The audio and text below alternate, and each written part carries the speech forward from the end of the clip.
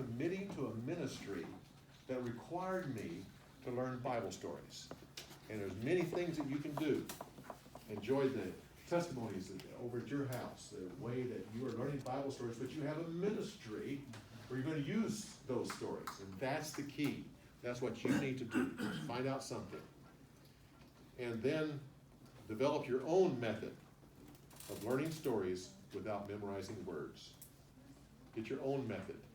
We've given you many different methods here. There's many more to go. But just find whatever it takes. And what it means is you just have to start doing it. Just pick out one of these and start learning Bible stories that way, and you eventually will get to the place where you become very good at it. And it is a skill.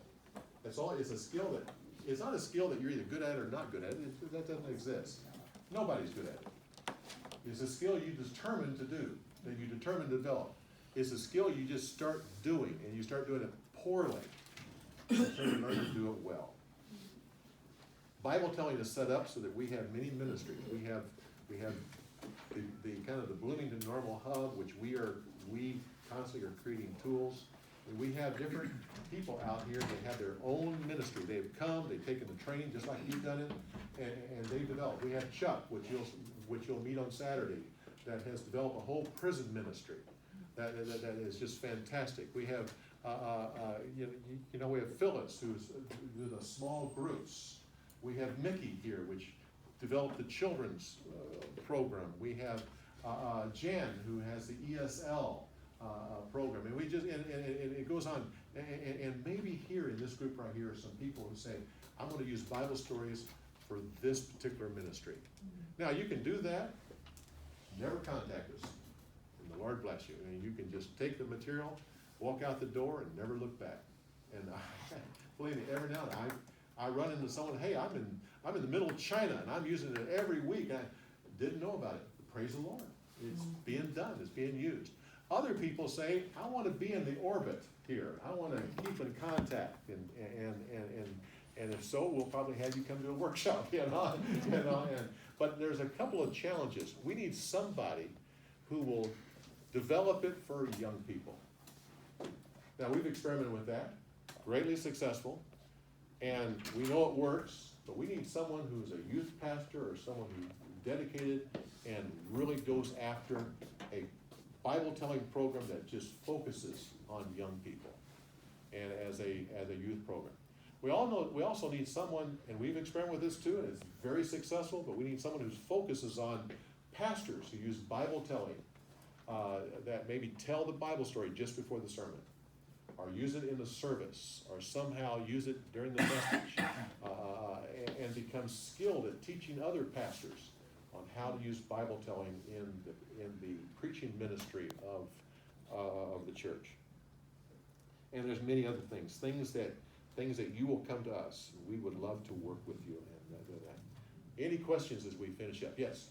I have some friends who were here last night. Could you run through those five, just list them off real quick? I want to make sure I got them. Okay. Number one is always section, this is the 5 requirements to excel at Bible telling. Always section out the story. That's every story you do, you need to section it out. Number 2, gain a tolerance for telling stories poorly.